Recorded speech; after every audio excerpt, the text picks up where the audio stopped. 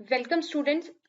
Previously हमने जो है लेक्चर में यूनियन एंड टेरिटरीज के बारे में कवर किया था। आज हम उसी के पार्ट को कंटिन्यू करेंगे और वहां पे हम स्टेट रीऑर्गेनाइजेशन के बारे में पढ़ेंगे। इसका थोड़ा सा इंट्रोडक्शन हमने प्रीवियस लेक्चर में ले लिया था कि किस तरह से हमारे स्टेट्स बने थे और हमारे भारत के स्वतंत्र होने पर कितने नंबर ऑफ स्टेट्स थे। वहां पे हमने देखा था कि 4 पार्ट्स में हमारे स्टेट्स को डिवाइड किया गया था। उसके बाद 7th कॉन्स्टिट्यूशनल अमेंडमेंट एक्ट जो है उसको पास किया गया। उसके बाद पार्ट ए और पार्ट जो सी था हमारा, सॉरी पार्ट ए और पार्ट बी था जो हमारा, उसको मिक्स कर दिया गया था। उसके बीच का जो डिस्टिंक्शन था उसको रिमूव कर दिया गया था और पार्ट सी जो था उसको अबॉलिश कर दिया गया था। उसके बाद क्या हुआ था कि डिफरेंट कमिटीज हमारी फॉर्म हुई थी and as the result of that हमारी फाइनली 14 स्टेट्स और 6 यूनियन टेरिटरीज बनी थी नवंबर 1956 को। क्लियर है? अब थोड़ा सा देख लेते हैं इस लेक्चर में हम क्या क्या चीजें कवर करने जा रहे हैं। यहाँ पे हम फिर से पढ़ेंगे स्टेट रीऑर्गेनाइजेशन कमेटीज के बारे में। थोड़ा सा हम लोग ओवरव्यू लेंगे इस लेक्चर के लिए, क्योंकि ये लेक्चर जो है टोटली डेडिकेटेड है स्टेट रीऑर्गेनाइजेशन पे। देन हम देखेंगे कि किस तरह से नए स्टेट्स को क्रिएट किया जाता है। देन उसके बाद हम स्टेट रीऑर्गेनाइजेशन एक्ट के बारे में पढ़ेंगे जो 1956 के अराउंड पास किया गया था। देन हम देखेंगे कि स्टेट्स के नेम्स किस तरह से चेंज किए जाते हैं और कौन कौन से स्टेट्स ऐसे हैं इंडिपेंडेंस से लेके अब तक जिनके नाम जो है वो आज तक चेंज किए गए हैं। प्रीवियस ईयर के कुछ क्वेश्चंस हैं उनको हम यहाँ पे डिस्कस करेंगे। मैं मान के चल रही हूँ कि प्रीवियस जो लेक्चर है आप उनको बहुत अच्छे से सुन रहे होंगे, आप उनका रिवीजन भी कर रहे होंगे और आप नोट मेकिंग भी कर रहे होंगे, नोट्स भी बना रहे होंगे, क्योंकि फाइनली जो है वही नोट्स आपके काम आएंगे एग्जाम से पहले प्रिपेयर करने के लिए। आप ये आधे आधे घंटे की वीडियोस नहीं सुन सकते, तो इस आधे घंटे की वीडियो से जो आपको नोट्स बनाने के लिए मैंने कहा है वो नोट्स आप बनाइए ताकि आप एंड पॉइंट पे इनको रिवाइज कर सके। और अगर आपने एक बार ये वीडियो सुन ली है तो उसके बाद अगर आपके रिवीजन करनी है सेम वीडियो से तो आप इस वीडियो को 1.5x की स्पीड से सुन सकते हैं, उसके बाद आप 2x की स्पीड से सुन सकते हैं। इससे आपका टाइम भी बचेगा और आपकी रिवीजन भी हो जाएगी। बट मैं आपको यही रिकमेंड करूंगी कि फाइनली जो आपके नोट्स हैं वो आप कॉपी पे फॉर्म कीजिए और डेली के daily end of the day उन नोट्स को रिवाइज कीजिए ताकि आपकी जो है क्लैरिटी आए फैक्ट्स की और आपके जो कॉन्सेप्ट्स हैं वो भी क्लियर हो और एग्जाम में जाके आप किसी तरह का भी कंफ्यूजन आपका ना हो। और इस लेक्चर के जो नोट्स हैं वो टेलीग्राम ग्रुप पे अवेलेबल है। कल भी मैंने आपको बोला था कि आप पहले जो है नोट्स को डाउनलोड कीजिए, उसके बाद जो है इस लेक्चर को सुनिए।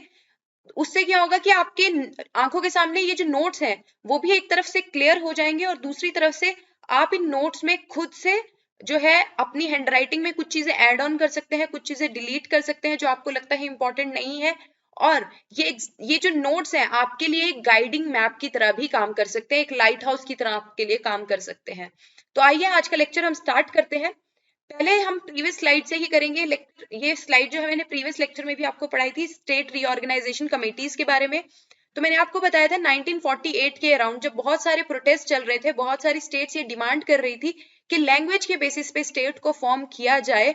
तो उस वक्त जवाहरलाल नेहरू जी ने क्या किया था कि एक कमीशन बिठाया था, धार कमीशन था जिसका नाम। ये धार कमीशन जो है 1948 में बनाया गया था और इसने दिसंबर एंड ऑफ द ईयर जो था रिपोर्ट सबमिट की और इसने रिकमेंड किया कि हमारी जो स्टेट्स का फॉर्मेशन होना चाहिए उसके पीछे जो एडमिनिस्ट्रेटिव आउटलुक है वो इंपॉर्टेंट होना चाहिए, ना कि लैंग्वेज इंपॉर्टेंट होनी चाहिए। क्लियर है? तो इसने लैंग्वेज के बेसिस पे स्टेट का फॉर्मेशन जो था रिजेक्ट कर दिया था। क्लियर है? जब धार कमीशन की रिपोर्ट आई तो उसके बाद बहुत सारे प्रोटेस्ट होने लगे, तो बहुत ही इमरजेंसी में जो जेबीपी कमीशन है उसको बनाया गया था। जेबीपी कमीशन के बारे में मैंने आपको बता दिया था कि जे से जवाहरलाल नेहरू थे, बी से वल्लभ भाई पटेल थे और पी से हमारे पट्टभी सीतारमैया थे। इन तीनों के नाम से ये जेबीपी कमीशन बना था। जब ये जेबीपी कमीशन बना तो इन्होंने फाइनली रिपोर्ट सबमिट की और बोला कि लैंग्वेज के बेसिस पे स्टेट का फॉर्मेशन नहीं होना चाहिए, क्योंकि ये हमारी नेशन की यूनिटी और इंटीग्रिटी को जो है इंडेंजर करेंगे, उसको डिस्ट्रॉय कर सकते हैं। बट जेबीपी कमीशन जैसे ही बना था तब जो है बहुत सारे प्रोटेस्ट हो रहे थे और बहुत सारे लोग हंगर स्ट्राइक पे बैठे हुए थे, भूख हड़ताल पे बैठे हुए थे। तो उसमें से एक बहुत ही इंपॉर्टेंट लीडर जो थे श्रीराम मल्लू, उनकी डेथ हो गई और उसकी वजह से इनको बहुत ही इमरजेंसी में एक फर्स्ट स्टेट लैंग्वेज के बेसिस पे फॉर्म करनी पड़ी। वो फर्स्ट स्टेट थी हमारी Andhra Pradesh. Andhra Pradesh was the first state जो लैंग्वेज के बेसिस पे बनाई गई थी। क्लियर है? देन 1953 के अराउंड जब है हमारी आंध्र प्रदेश बन गई थी 1953 के अराउंड, फजल अली कमीशन जो है उसको बनाया गया। फजल अली कमीशन जो था उसको बनाया गया। इसके जो मेंबर थे, फजल अली जो थे इसके चेयरमैन थे, के एम पानिकर जो थे को चेयरमैन थे, और एच एन कुंजरू जो थे वो भी एक मेंबर थे इस कमीशन के। इन तीनों ने एक रिपोर्ट सबमिट की और बोला कि लैंग्वेज के बेसिस पे हम किसी भी स्टेट का निर्माण कर सकते हैं, लैंग्वेज के बेसिस पे स्टेट का निर्माण हो सकता है, but they rejected the idea, इन्होंने रिजेक्ट किया idea of one language one state. मतलब ऐसा नहीं है कि एक स्टेट में एक ही तरह की लैंग्वेज बोली जाए और उस स्टेट में उसी तरह के उसी लैंग्वेज के बोलने वाले लोग रहे, क्योंकि ये हमारे देश की डाइवर्सिटी और यूनिटी और इंटीग्रिटी को जो है डिस्ट्रॉय करता है। लैंग्वेज के बेसिस पे इन्होंने बोला कि हाँ हम स्टेट का फॉर्मेशन कर सकते हैं, बट इन्होंने वन लैंग्वेज वन स्टेट का जो कॉन्सेप्ट था उसको रिजेक्ट किया। क्लियर है? ये भी मैं आपको मार्क्स बूस्टर पिछली लेक्चर में बता चुकी हूँ। 7th कॉन्स्टिट्यूशनल अमेंडमेंट एक्ट था जिसने हमारे पार्ट ए और पार्ट बी की जो डिस्टिंक्शन थी उसको खत्म किया, और पार्ट सी जो था इंडियन स्टेट्स का उसको अबॉलिश किया, और एज अ रिजल्ट फाइनली हमारे इंडिया में 14 स्टेट्स और 6 यूनियन टेरिटरीज बनी थी। अब आगे देखते हैं। तो नेक्स्ट जो है हमारा क्रिएशन ऑफ न्यू स्टेट्स है, मतलब नए स्टेट्स का निर्माण किस तरह से हो सकता है, इसके बारे में मैंने आपको प्रीवियसली बताया था। आर्टिकल 3 में हमने पढ़ा था कि देश के अंदर जो है इंटरनल एडजस्टमेंट से हम लोग नए स्टेट्स का जो है निर्माण कर सकते हैं। वो कैसे हो सकता है? वो ऐसे हो सकता है कि किन्हीं भी दो स्टेट्स, कोई भी सिंगल स्टेट ले लीजिए या किन्हीं भी दो स्टेट्स की हमने बाउंड्री ले ली और बता दिया कि ये थर्ड स्टेट हमारी फॉर्म हुई है। क्लियर है? तो अब देख लेते हैं कि पार्लियामेंट में, ये हम देख चुके थे कि कौन से आर्टिकल के अंदर आता है, ये देख चुके थे, बट पार्लियामेंट में ये नए स्टेट्स का फॉर्मेशन क्या होता है? हमने या तो कोई प्राइम मिनिस्टर ऐसे ही डिक्लेयर कर दे कि भाई ये तुम्हारी नई स्टेट है, क्या ये इस तरह से हो सकता है? क्या प्रेसिडेंट सुबह उठ के बोले कि आज मेरा नई स्टेट बनाने का मन कर रहा है, तो मैं सोच रहा हूँ कि आज एक नई स्टेट का निर्माण कर दिया जाए, तो क्या ये इसी तरह से हो सकता है? नहीं, क्योंकि भारत एक पॉलिटिकल सिस्टम है जहां पे सारी सारी चीजें बहुत फॉर्मली की जाती हैं, बहुत ही सिस्टमैटिक वे में की जाती हैं। तो नए स्टेट के क्रिएशन के लिए बिल पास किए जाते हैं, और उन बिल्स को जो है फाइनली प्रेसिडेंट जो है अपनी मर्जी देते हैं, उन पे साइन करते हैं, तब वो एक लॉ बनता है। जब वो एक लॉ बनता है उसके बाद ही नई स्टेट का निर्माण हो सकता है। क्लियर है? अब थोड़ा सा देख लेते हैं यहाँ पे क्या लिखा है। अ bill seeking creation of new state, मतलब एक बिल जो कि बात कर रहा है कि हम नई स्टेट फॉर्म करना चाहते हैं, या alter the boundaries of existing state, या तो जो एग्जिस्टिंग स्टेट्स हैं उनकी बाउंड्री में कुछ चेंजेस करना चाहते हैं, वो किसी भी हाउस में इंट्रोड्यूस किए जा सकते हैं, but only on the recommendation of president. ये क्वेश्चन हमने कल भी किया था कि किस हाउस में हम लोग इंट्रोड्यूस कर सकते हैं इस बिल को, तो किसी भी हाउस में हम इस बिल को इंट्रोड्यूस कर सकते हैं, बट आपने ये चीज याद रखनी है, ये बिल तभी इंट्रोड्यूस हो सकता है जब प्रेसिडेंट इस चीज की रिकमेंडेशन दे, मतलब प्रेसिडेंट की मर्जी से ही हो सकता है। जब ये बिल जो है पास हो गया प्रेसिडेंट की मर्जी से, उसके बाद प्रेसिडेंट क्या करेंगे? प्रेसिडेंट जो है जो कंसर्न स्टेट्स हैं उनको बताएंगे कि भाई हमने एक बिल पास किया गया करा है जिसमें हम तुम्हारी स्टेट की बाउंड्रीज को ऑल्टर कर रहे हैं, क्योंकि हमने नए स्टेट का निर्माण करना है। तो फिर फाइनली वो स्टेट्स क्या होंगी? स्टेट लेजिस्लेचर में जो स्टेट्स की विधानसभा होती है उनमें वो जो है पास बिल को लेके जाएंगे। क्लियर है? अब जो है प्रेसिडेंट वो बिल दे तो दिया स्टेट्स को, बट प्रेसिडेंट जो है वेट नहीं करेंगे। अगर उन्हें इमरजेंसी में नई स्टेट बनानी है तो वो बना लेंगे, बट प्रेसिडेंट जो है स्टेट्स को इंटीमेट करेंगे कि भाई हम बना रहे हैं। इसमें अगर स्टेट्स की मर्जी है तब भी ठीक है, स्टेट्स की मर्जी नहीं है तब भी चलेगा। तो यहाँ पे लिखा गया कि parliament is not bound to accept और act upon the views of state legislature, मतलब स्टेट्स का व्यू कोई इंपॉर्टेंट नहीं है यहाँ पे, इट जस्ट कि उनको इंटीमेशन देना था, उन्हें बताना था भाई देखो हम नई स्टेट बनाने जा रहे हैं, हम बाउंड्रीज को ऑल्टर करने जा रहे हैं, बाउंड्रीज को चेंज करने जा रहे हैं, नए स्टेट का फॉर्मेशन करेंगे, तुम्हारी मर्जी है नहीं है वो तुम जानो, भाई हम तो नई स्टेट बनाएंगे। क्लियर है? बट इस चीज को कोई भी सुबह उठ के ऐसे नहीं बोल सकता, प्रेसिडेंट ने बोल दिया, प्राइम मिनिस्टर ने बोल दिया कि आज मेरा नई स्टेट बनाने का मन हो रहा है। इसके लिए प्रॉपर पार्लियामेंट में जो है बिल पास किया जाएगा, और फाइनली उस बिल पे प्रेसिडेंट जब साइन करते हैं तब वो लॉ बनता है। क्लियर है? तो वो मैं आपको आगे वाली जर्नी में बताऊंगी कि बिल से हमारे लॉज किस तरह से फॉर्म होते हैं, बट यहाँ पे यही चीज इंपॉर्टेंट है कि किसी भी नए स्टेट के क्रिएशन के लिए या फिर किसी भी स्टेट की बाउंड्रीज को चेंज करने के लिए कोई भी बिल हमने किसी भी हाउस में पास किया जा सकता है, पर वो बिल सिर्फ कि सिर्फ प्रेसिडेंट की मर्जी से पास होना चाहिए, और उसके बाद पार्लियामेंट जो है वो किसी भी मतलब व्यू से, किसी भी व्यू से बाउंड नहीं है, स्टेट लेजिस्लेचर उसके एक्सेप्ट करे नहीं करे, बट अगर वो बनाना चाहते हैं तो वो उस लॉ को पास करेंगे और प्रेसिडेंट की साइन लेंगे और फाइनली वो लॉ फॉर्म हो जाएगा। क्लियर है। अब यहाँ पे देखते हैं नोट में क्या दे रखा है, ये भी आपका मार्क्स बूस्टर है, इस पे बहुत बार क्वेश्चन एग्जाम में पूछा जा सकता है।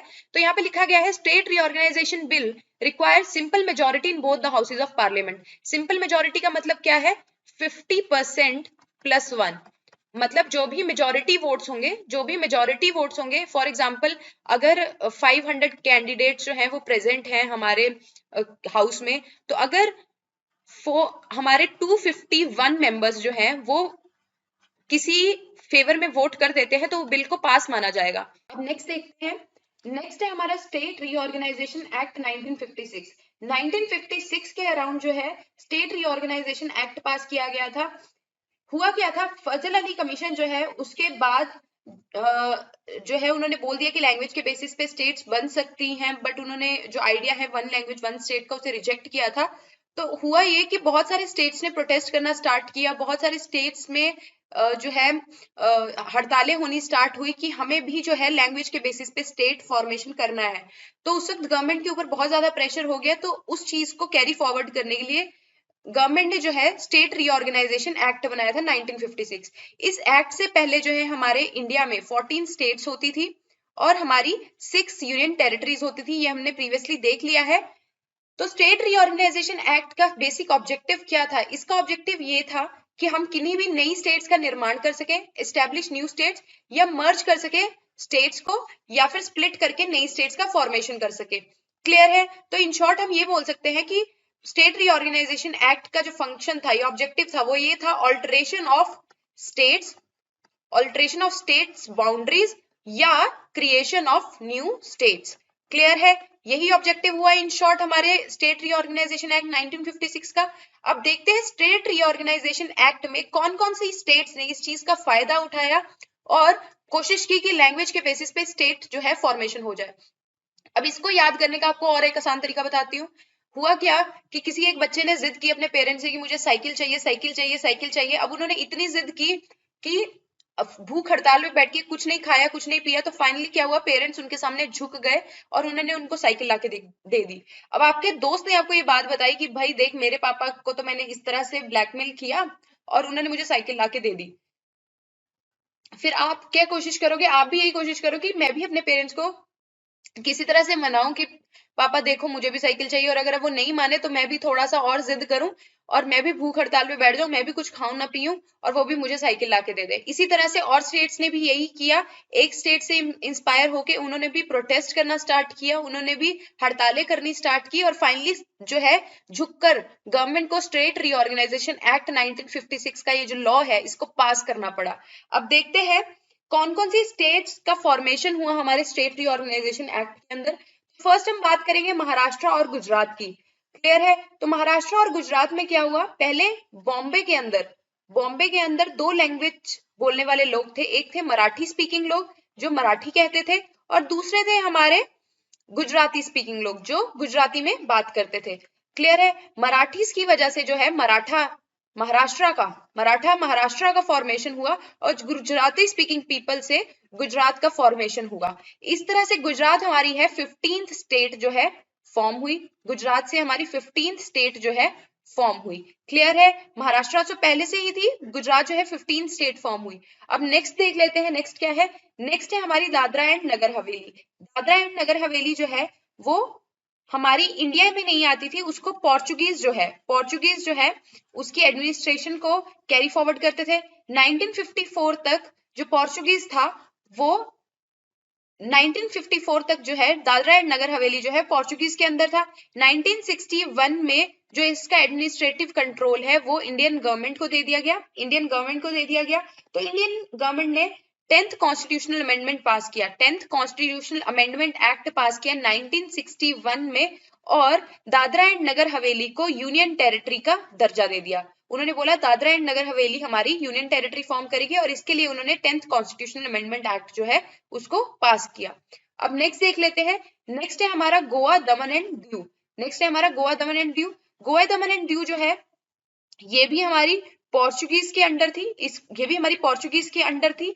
तो यहाँ पे क्या हुआ, 1961 में पोर्चुगीज ने इस बाउंड्री को विड्रॉ करने से मना कर दिया। तो 1961 में इंडियन गवर्नमेंट ने पुलिस एक्शन से गोवा, दमन एंड दीव को भी अपने अंडर कर लिया, गोवा, दमन एंड दीव को भी अपने अंडर कर लिया, और इन सबको 12th कॉन्स्टिट्यूशनल अमेंडमेंट एक्ट पास करके, 12th कॉन्स्टिट्यूशनल अमेंडमेंट एक्ट पास करके जो है फाइनली यूटी में कन्वर्ट कर दिए। ये सारे के सारे जो है यूटीज में कन्वर्ट हो गए। उसके बाद 1987 में गवर्नमेंट ने देखा कि गोवा जो है वो स्टेट की जो फॉर्मेशन की जितनी भी क्वालिफिकेशंस है उनको पास करती है। तो 1987 में गवर्नमेंट ने गोवा को स्टेटहुड का दर्जा दे दिया, गोवा को स्टेटहुड का दर्जा दे दिया 1987 में, और दमन एंड दीव हमारी यूनियन टेरिटरी की फॉर्म में रही। क्लियर है? अब आगे देख लेते हैं। नेक्स्ट जो है पुडुचेरी की हम बात करेंगे। पुडुचेरी जो है, जिस तरह से दादरा एंड नगर हवेली, गोवा एंड दमन दीव हमारे पोर्चुगीज के अंदर था, तो पुडुचेरी जो है हमारा ये फ्रेंच गवर्नमेंट के अंदर था, ये फ्रेंच गवर्नमेंट के अंदर था। और फ्रेंच गवर्नमेंट ने इस टेरिटरी को 1954 में इंडियन गवर्नमेंट को जो है हैंड ओवर कर दिया। क्लियर है? और फिर इसके चलते इंडियन गवर्नमेंट ने 14th कॉन्स्टिट्यूशनल अमेंडमेंट एक्ट जो है, 14th कॉन्स्टिट्यूशनल अमेंडमेंट एक्ट जो है 1962 में पास किया, और पुडुचेरी को भी यूनियन टेरिटरी का दर्जा दे दिया। क्लियर है? अब नेक्स्ट देख लेते हैं हम। नेक्स्ट जो है हमारा नागालैंड है। अब हुआ ये 1963 के अराउंड, 1963 के अराउंड बहुत ही एजिटेशन चल रही थी असम में। तो गवर्नमेंट ने क्या किया, असम में से नागा हिल्स और त्यूसांग एरिया को, नागा हिल्स और त्यूसांग एरिया को निकाल के नागालैंड जो है, नागालैंड स्टेट का फॉर्मेशन कर दिया। और नागालैंड इस तरह से हमारी 16th स्टेट बनी इंडियन यूनियन की, हमारे भारतीय राष्ट्र की 16वीं स्टेट जो है इस तरह से वो बनी। अब हुआ ये 1966 के अराउंड, 1966 के अराउंड जो हमारा पंजाब का एरिया था उसको बाइफरकेट कर दिया। पहले तो वो जहां पे हिंदी बोलते हैं लोग, तो उसको जो है हरियाणा फॉर्म किया गया वहां से। देन हमारा एक चंडीगढ़ यूनियन टेरिटरी फॉर्म की गई हमारे पंजाब वाले एरिया से। देन हमारा पंजाब जो था वो तो फॉर्म हुआ ही था, तो पंजाब था एक, और जो हमारा हिली एरिया था पंजाब को, उसको हिमाचल प्रदेश में मर्ज कर दिया गया। 1971 में जो है हमारे हिमाचल प्रदेश को स्टेटहुड का दर्जा दिया गया। 1971 में जो हिमाचल है उसको स्टेटहुड का दर्जा दिया गया। इससे पहले जो हिमाचल प्रदेश थी वो यूनियन टेरिटरी की फॉर्म में एग्जिस्ट करती थी। क्लियर है? इस तरह से हमारी हिमाचल प्रदेश जो है वो 18th स्टेट बनी थी, 18th स्टेट बनी थी इंडिया की, और हरियाणा जो था वो 17th स्टेट जो है फॉर्म हुआ था। नेक्स्ट जो है मणिपुर, मेघालय और त्रिपुरा की बात करते हैं। तो 1972 में जो हमारा नॉर्थ ईस्ट का पॉलिटिकल मैप था उसके अंदर काफी ज्यादा चेंजेस हुए, क्योंकि वहां पे बहुत ज्यादा एजिटेशन हो रहे थे। तो इनिशियली 22 कॉन्स्टिट्यूशनल अमेंडमेंट एक्ट 1969 पास करके गवर्नमेंट ने मेघालय को एक ऑटोनोमस स्टेट में क्रिएट किया, या सब स्टेट उसको क्रिएट किया। उसके बाद फाइनली जो था गवर्नमेंट ने इन तीनों को स्टेटहुड का दर्जा दे दिया, इन तीनों को जो है स्टेट फॉर्मेशन का दर्जा दे दिया। क्लियर है? तो इस तरह से मणिपुर जो थी हमारी 19th स्टेट फॉर्म हुई थी, मणिपुर जो है 19th स्टेट फॉर्म हुई थी, त्रिपुरा हमारी 20th स्टेट थी, और मेघालय जो है वो हमारी 21st स्टेट जो है फॉर्म हुई थी। क्लियर है? ये इसलिए क्योंकि नॉर्थ ईस्ट में बहुत ज्यादा एजिटेशन हो रही थी, तो गवर्नमेंट को जो है हमारे पॉलिटिकल मैप में काफी ज्यादा चेंजेस करने पड़े थे। क्लियर है? नेक्स्ट देखते हैं हमारा सिक्किम।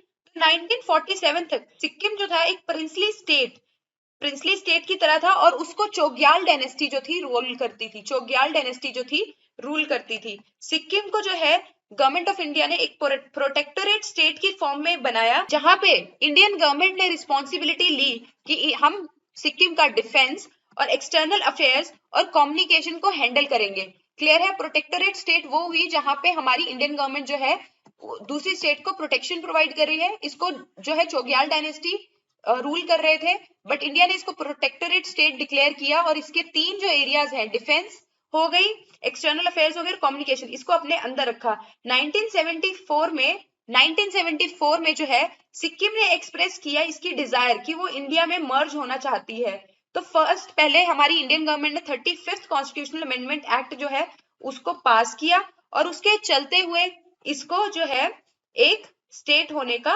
दर्जा दिया। क्लियर है? अब नेक्स्ट देख लेते हैं हम। नेक्स्ट जो हमारी स्टेट्स हैं दैट इज हमारी मिजोरम, अरुणाचल प्रदेश एंड गोवा।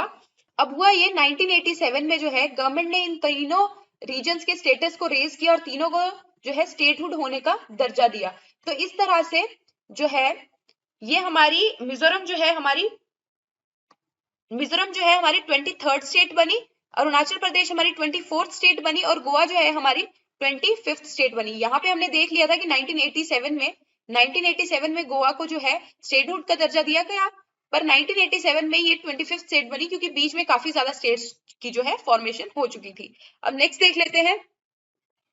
नेक्स्ट हमारा छत्तीसगढ़, उत्तराखंड और झारखंड। अब आपको पता है कि ये सारी की सारी जो स्टेट्स हैं, ये सारी की सारी स्टेट्स जो है ये बनी थी ऑल्टरेशन ऑफ बाउंड्रीज, मतलब पुरानी जो स्टेट्स थी उनकी बाउंड्रीज को ऑल्टर किया गया था, उसके बाद जो है इन स्टेट्स का फॉर्मेशन हुआ था। अब आपको पता है यूपी के एरिया से उत्तराखंड का फॉर्मेशन हुआ था, यूपी के एरिया से उत्तराखंड का फॉर्मेशन हुआ था, और छत्तीसगढ़ जो है ये हमारे मध्य प्रदेश की टेरिटरी से फॉर्म हुआ था, और झारखंड जो है ये बिहार से बाइफरकेट करके बनाया गया था।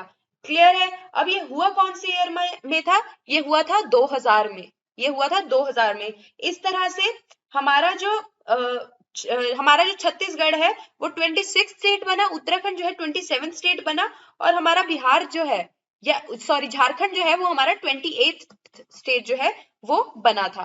क्लियर है? अब थोड़ा सा और आगे देख लेते हैं। नेक्स्ट लास्ट जो है तेलंगाना की बात करते हैं। तेलंगाना भी जो है वो स्टेट की बाउंड्री की ऑल्टरेशन से बना था। ये किसकी बाउंड्री में ऑल्टरेशन हुआ था? ये हुआ था आंध्र प्रदेश की बाउंड्री में ऑल्टरेशन, और ये ऑल्टरेशन हुआ था 2014 में। इस तरह से तेलंगाना जो थी हमारी 29th स्टेट जो है वो बनी थी। क्लियर है? इस तरह से हमारी तेलंगाना जो है 29th स्टेट जो है वो बनी थी। क्लियर है? तो इस तरह से हमने देख लिया डिफरेंट स्टेट्स का फॉर्मेशन हुआ था हमारे इंडिया में, और स्टेट रीऑर्गेनाइजेशन के एक्ट के चलते हुए ये सारे के सारे डिफरेंट स्टेट्स जो है फॉर्म हुए थे। अब आपके लिए एक वेरी इंपॉर्टेंट क्वेश्चन ये है कि भारत में अभी इंडिया में एट प्रेजेंट कितने स्टेट्स और यूनियन टेरिटरीज हैं? कितने स्टेट्स एंड यूनियन टेरिटरीज हैं? ये आप मुझे कमेंट सेक्शन में लिखेंगे। जिसका भी आंसर करेक्ट होगा मैं उसको थम्स अप दे दूंगी, बट आपने इस क्वेश्चन का आंसर जो है कमेंट सेक्शन में मेंशन करना है, लिखना है, क्योंकि इससे आपके ही फायदे की बात है, ये आपका ही फायदा होने वाला है। एग्जाम में ये बहुत ही सिंपल क्वेश्चन है, बट क्योंकि इंडिया में आज तक चलते हिस्ट्री से अगर हम देखें तो बहुत सारे नंबर ऑफ स्टेट्स 552 से लेके 14 स्टेट्स बने थे, 6 यूनियन टेरिटरीज बने थे, और उसके बाद हमारे स्टेट्स के जो नंबर्स हैं उसमें ऑल्टरेशन होते गए। तो अभी भी जो स्टेट्स का ऑल्टरेशन है वो चलता जा रहा है, तो आपने मुझे ये चीज बतानी है। इट्स वेरी इंपॉर्टेंट क्वेश्चन आप सबके लिए कि इंडिया में एट प्रेजेंट कितने स्टेट्स और यूनियन टेरिटरीज हैं, इसका आंसर आप मुझे कमेंट सेक्शन में देंगे। नेक्स्ट देख लेते हैं चेंजेस ऑफ नेम, कि भारत में स्टेट्स के नाम चेंज कैसे किए जा सकते हैं, या स्टेट्स में जो डिस्ट्रिक्ट्स हैं या प्रोविंसेस होते हैं उनके नाम किस तरह से चेंज किए जा सकते हैं। इसका बहुत ही बेहतरीन एग्जाम्पल जो है उत्तर प्रदेश के लोगों को पता होगा कि अभी गवर्नमेंट ने इलाहाबाद का जो नाम था उसको प्रयागराज में कन्वर्ट किया, और इसको किया किसने? इसको किया स्टेट गवर्नमेंट ने। तो अगर आप स्टेट के अंदर अपने एरियाज का नाम कन्वर्ट करना चाहते हो तो आप जो है नॉर्मल विधानसभा में इससे रिलेटेड बिल जो है पास कर सकते हैं। अगर आप इंडिया में स्टेट्स के नाम चेंज करना चाहते हैं और कोई स्टेट अपना नाम चेंज करना चाहती है तो वो पार्लियामेंट से अनुरोध कर सकती है कि हमारा नाम चेंज करिए, और पार्लियामेंट भी चाहे इस तरीके से जो है नाम चेंज कर सकती है। उन्हें बस एक एग्जीक्यूटिव ऑर्डर जो है पास करना है। अब देख लेते हैं हमारे हिस्ट्री में आज तक जो है कौन कौन से स्टेट्स के नाम चेंज किए गए हैं। तो name of the states and UTs can be change, ये हमने देख लिया कि चेंज किए जा सकते हैं। 1950s में यूनाइटेड प्रोविंस का जो नाम था यूनियन उत्तर प्रदेश में कन्वर्ट किया गया, मद्रास को तमिलनाडु में कन्वर्ट किया 1969 में, मैसूर को कर्नाटका में कन्वर्ट किया गया 1973 में। और ये 1973 की जो डेट है इट इज वेरी इंपॉर्टेंट, क्योंकि यहाँ पे बहुत ही हिस्टोरिक केस बना था, केशवानंद भारती केस। केशवानंद भारती केस हमने कहाँ पे पढ़ा था?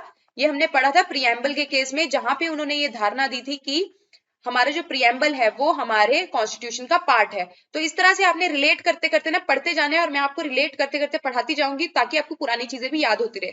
इसके बाद लक्षद्वीप, मिनिकॉय, अमिनी दीवी आइलैंड्स जो थे 1973 में भी इनका नाम भी कन्वर्ट किया गया लक्षद्वीप आइलैंड्स में।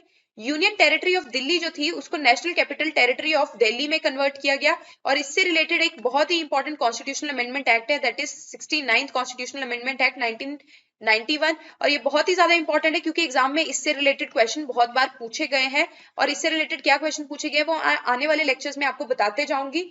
और नेक्स्ट जो है, उत्तरांचल का नाम उत्तराखंड में चेंज किया गया 2006 में। और अभी हमने प्रीवियस स्लाइड में देखा कि उत्तराखंड की फॉर्मेशन कब हुई थी, 2000 में। जो सन 2000 है उसमें उत्तराखंड की फॉर्मेशन हुई थी उत्तरांचल के नाम से, और उत्तरांचल का नाम कन्वर्ट किया गया उत्तराखंड में 2006 में। देन पौंडीचेरी जो है वो हमारी यूनियन टेरिटरी फॉर्म हुई थी, और कौन से कॉन्स्टिट्यूशनल अमेंडमेंट एक्ट से हुई थी, वो हुई थी हमारी 14th कॉन्स्टिट्यूशनल अमेंडमेंट एक्ट से, और 2006 में इसका भी नाम पुडुचेरी में कन्वर्ट कर दिया गया। देन ओडिशा को पहले इस तरह से लिखा जाता था, फिर 2011 में ओडिशा का नाम जो है उसको कन्वर्ट कर दिया गया, चेंज कर दिया गया। तो ये बहुत ही इंपॉर्टेंट स्लाइड्स हैं, इनमें जो भी फैक्ट्स दिए गए हैं वो आपके एग्जाम पॉइंट ऑफ व्यू से बहुत ही ज्यादा इंपॉर्टेंट है। तो आपने जो है इन चीजों को लिखने की जरूरत नहीं है, बट आप एक दो बार याद भी कर लेंगे वो भी, या अपने आंखों से गो थ्रू कर लेंगे तो तब भी आप इनको जो है एग्जाम में टैकल कर सकते हैं अगर ये एग्जाम में पूछे जाते हैं तो। अब नेक्स्ट देख लेते हैं प्रीवियस ईयर के क्वेश्चंस, हम यहाँ पे कुछ डिस्कस करेंगे। फर्स्ट क्वेश्चन हम देख लेते हैं, the makers of the constitution of India choose the system of federation of India, choose the system of federation of India as prevalent in which among the following countries. Clear है, इसमें option दे रखा है USA, option B दे रखा है Britain, option C दे रखा है Canada, and option D दे रखा है ऑस्ट्रेलिया। इस क्वेश्चन को मैंने फर्स्ट लेक्चर में या सेकेंड लेक्चर में, ऑफ कोर्स सेकंड लेक्चर में मैंने जो है इससे रिलेटेड एक क्वेश्चन पूछा था, तो इस क्वेश्चन का आंसर जो है आप मुझे कमेंट सेक्शन में देंगे। इसका आंसर मैं आपको यहाँ कवर नहीं कराऊंगी, ये आपकी रिवीजन क्वेश्चन है, ये आपका रिवीजन क्वेश्चन है, और इसका आंसर आप मुझे कमेंट सेक्शन में देंगे। जिसका आंसर करेक्ट होगा मैं उसको थम्स अप दे दूंगी। नेक्स्ट जो क्वेश्चन है उसको देख लेते हैं, the ultimate sovereignty of Indian polity, जो अल्टीमेट सॉवरेनिटी है इंडियन पॉलिटी की वो किसके हाथ में, किस rest with which among of the following. तो ऑप्शन ए है पार्लियामेंट, ऑप्शन बी है जुडिशरी, ऑप्शन सी है प्रेसिडेंट, ऑप्शन डी है पीपल ऑफ इंडिया। तो हमने प्रियम्बल पढ़ा था, वो स्टार्ट हुआ we the people of India solemnly resolved to adopt India a sovereign socialist democratic republic, यही हमने देखा था। तो यहाँ पे हमने देखा कि लोगों के हाथ में जो है पावर लाई करती है, तो ऑप्शन इसका हो जाता है ऑप्शन डी। तो इस क्वेश्चन का करेक्ट आंसर है ऑप्शन डी, जो इंडिया की सॉवरेनिटी है, इंडिया की पॉलिटिकल सिस्टम की सॉवरेनिटी है वो लोगों के हाथ में जो है लाई करती है। तो नेक्स्ट क्वेश्चन नंबर 3 है, who was the Sikkim's last sovereign king. तो यहाँ पे ऑप्शन ए दे रखा है फुनसोंग नामग्याल, नेक्स्ट ऑप्शन है बी ऑप्शन है तेंजिंग नामग्याल, सी ऑप्शन है ताशी नामग्याल, डी ऑप्शन है पालदेन नामग्याल। तो यहाँ पे जो करेक्ट आंसर है इसका वो है ऑप्शन डी। और हमने देखा कि 1947 के अराउंड जो सिक्किम था वो कौन सी डायनेस्टी के अंदर था, वो था चौग्याल डायनेस्टी। इसका मतलब पालदेन नामग्याल जो है चौग्याल डायनेस्टी से बिलोंग करते हैं। क्लियर है, ऐसे भी क्वेश्चन पूछा जा सकता है। नेक्स्ट क्वेश्चन हम देख लेते हैं, विच of the following UT is given partial statehood in India. इनमें से कौन सी यूनियन टेरिटरी है जिसको पार्शियल स्टेटहुड का दर्जा दिया गया है भारत में। तो ऑप्शन ए है चंडीगढ़, ऑप्शन बी है Dadra and Nagar Haveli, option C है दमन एंड दीव, ऑप्शन डी है पुडुचेरी। तो हमें पता है कि चंडीगढ़ जो है वो पार्शियली नहीं फुली हमारी यूनियन टेरिटरी है, तो ऑप्शन ए तो हमारा कैंसिल हो जाता है। अब रिसेंटली हुआ क्या है, दादरा एंड नगर हवेली दमन एंड दीव को जो मिलाने के लिए, इनको एक यूनियन टेरिटरी बनाने के लिए एक बिल पास किया गया था। तो इसका जो करेक्ट आंसर है वो है ऑप्शन डी, जो हमारा पुडुचेरी है उसके पास पार्शियल स्टेटहुड का दर्जा है इंडिया में। नेक्स्ट हम क्वेश्चन देख लेते हैं, question number 5, which among the following areas did India have powers as per instrument of accession of Jammu and Kashmir with India। तो हमें दे रखा है टैक्सेशन, डिफेंस, एजुकेशन, और इससे रिलेटेड हमें नीचे ऑप्शन दे रखे हैं, हमें करेक्ट ऑप्शन को मार्क करना है। तो इससे रिलेटेड क्वेश्चन मैंने आपसे प्रीवियसली भी पूछा था कि क्या इंडिया के सारे प्रोविजंस जो हैं वो जम्मू एंड कश्मीर में वैलिड हैं। तो यही क्वेश्चन अगर मैंने आपसे 3 साल पहले पूछा होता तो आप बोलते कि मैम नो, कि इंडिया के जितने प्रोविजंस हैं कॉन्स्टिट्यूशन में लिखे गए हैं वो जम्मू एंड कश्मीर में वैलिड नहीं है। इसका रीजन क्या था, इसका रीजन ये है कि जब इंस्ट्रूमेंट ऑफ असेशन साइन हुआ था इंडिया में नेहरू जी के बीच में, इंडियन गवर्नमेंट के बीच में, और जम्मू कश्मीर के राजा हरि सिंह के बीच में, तो उस वक्त हुआ क्या था, उस वक्त नेहरू जी ने हरि सिंह को बोला कि हम आपको जो है पाकिस्तान के लोगों से, पाकिस्तान की आर्मी से तभी बचाएंगे जब आप हमारे साथ इंस्ट्रूमेंट ऑफ असेशन साइन करेंगे। उस इंस्ट्रूमेंट ऑफ असेशन में क्या था कि जो जम्मू कश्मीर प्रोविंस था उसका जो डिफेंस है या उसकी सिक्योरिटी का जो बखेड़ा है, उसकी सिक्योरिटी की जो रिस्पॉन्सिबिलिटी है वो आप इंडियन गवर्नमेंट को दे देंगे। तो उस टाइम पे जो हरि सिंह थे राजा, उन्होंने इंडिया के साथ इंस्ट्रूमेंट ऑफ असेशन साइन किया और नेहरू जी के पास डिफेंस की पावर आ गई। मतलब ठीक है, वहां की डिफेंस की जो पावर थी वो भारतीय गवर्नमेंट के हाथ में थी। तो 3 साल पहले जब तक इंडियन गवर्नमेंट ने आर्टिकल 370 को जो है डिसॉल्व नहीं किया था, उससे पहले तक भारत के सारे संविधान के प्रोविजंस जो है वो जम्मू कश्मीर पे वैलिड नहीं होते थे। उससे पहले जम्मू एंड कश्मीर में रणबीर पीनल कोड जो है चलता था। बट जैसे गवर्नमेंट ने आर्टिकल 370 को डिसॉल्व किया, उसके बाद से हमारे इंडियन कॉन्स्टिट्यूशन के जितने भी प्रोविजंस हैं वो हमारे जम्मू एंड कश्मीर पे वैलिड है। क्लियर है? एक बच्चे ने इससे रिलेटेड क्वेश्चन मुझसे कल के लेक्चर में कमेंट सेक्शन में पूछा था, तो आई होप आपको इसका आंसर मिल गया है कि मैंने आपसे क्या पूछना चाहती थी, और आई थिंक उसका आंसर भी अब आपको मिल चुका है। तो अब हम इस क्वेश्चन को देखते हैं। तो क्वेश्चन हमारा है, which of the following areas did India have powers as per instrument of accession of Jammu and Kashmir with India. तो यहाँ पे हमें ऑप्शन दे रखे हैं टैक्सेशन, डिफेंस एंड एजुकेशन। तो हमने पता है डिफेंस तो है ही है, तो जिन जिन ऑप्शंस में डिफेंस है पहले तो हम उनको टिक कर लेंगे कि वो है। तो ऑप्शन ए में नहीं है तो इसका मतलब ऑप्शन ए इसका आंसर नहीं है। तो एलिमिनेशन से हमने 3 तक तो पहुंच गए हैं। तो हमने देखा कि जब इंस्ट्रूमेंट ऑफ असेशन साइन हुआ तब एजुकेशन की तो कोई बात ही नहीं थी। कॉमन सेंस की बात है कि एजुकेशन की तो कोई बात ही नहीं थी, तो ये भी गलत हो जाता है, ये भी गलत हो गया। और जो टैक्सेशन है उससे रिलेटेड भी हमें कोई चीज नहीं दी गई थी, क्योंकि वहां के राजा थे तो वो हमें क्यों टैक्सेशन का जो है चीजें देंगे। तो ये भी ऑप्शन कैंसिल हो जाते हैं। तो यहाँ पे करेक्ट ऑप्शन है हमारा ऑप्शन बी। तो यहाँ पे करेक्ट ऑप्शन है हमारा ऑप्शन बी। जब भी मैं आपको लेक्चर में पढ़ाती हूँ या जब भी मैं आपको कोई क्वेश्चन देती हूँ, तो आप जो है उसको होल हार्टेडली उस क्वेश्चन को सॉल्व किया करिए, क्योंकि मैं आपको हर क्वेश्चन जो है, क्योंकि मैं आपको लिमिटेड यहाँ पे 5 क्वेश्चंस कराती हूँ, ज्यादा क्वेश्चंस मैं नहीं करा पाती हूँ। तो मैं आपसे लेक्चर के चलते ही बहुत सारे क्वेश्चंस पूछ लेती हूँ, ताकि आप जो है आपकी प्रैक्टिस होती जाए, और अगर आपने कुछ मिस आउट कर दिया है तो वो आप मिस आउट ना करें। और जब आप कोई आंसर मुझे कमेंट सेक्शन में लिखते हैं तो मैं उसका आंसर भी आपको वही देती हूँ, इन केस आपने इनकरेक्ट आंसर लिखा होता है। तो इस तरह से जो है अगर हम चलते जाएं, एक इंटरेक्टिव सेशन हम बना के चले, तो इससे आप भी ग्रो करेंगे और बहुत सारी चीजें आप कवर कर जाओगे। और मेरा भी एक जो मटेरियल का स्केलेटन बना हुआ है, जो फ्रेमवर्क जिसमें मैं आपको पढ़ा रही हूँ, वो भी आराम से चलता जाएगा, क्योंकि पॉसिबल नहीं हो पाता इस आधे घंटे के लेक्चर में कि मैं आपको बहुत सारे एमसीक्यूज करा पाऊं। बट मैं कोशिश करूंगी कि बहुत सारी चीजें जो है लेक्चर में, जिस तरह से मैं आपसे क्वेश्चन पूछते जाती हूँ उस तरह से मैं क्वेश्चन आपसे पूछते जाऊं, और जो है आपके बहुत सारे क्वेश्चंस जो है, बहुत सारी कंफ्यूजन्स जो है वहीं पे खत्म हो जाए। और अगर आपको इस लेक्चर से रिलेटेड कोई भी डाउट है तो आप कमेंट सेक्शन में उस डाउट को मुझे मेंशन कर दीजिए, मैं उसका आंसर आपको वहीं पे दे दूंगी। और कोशिश करिए जितने ज्यादा आप डाउट्स पूछ सके, क्योंकि इसका मतलब ये है कि आप उतना ही ज्यादा स्टडी कर रहे हैं। अब इस लेक्चर के जो नोट्स हैं वो आप टेलीग्राम ग्रुप से ले लीजिएगा। टेलीग्राम ग्रुप का जो लिंक है वो आपको डिस्क्रिप्शन में दिया गया है।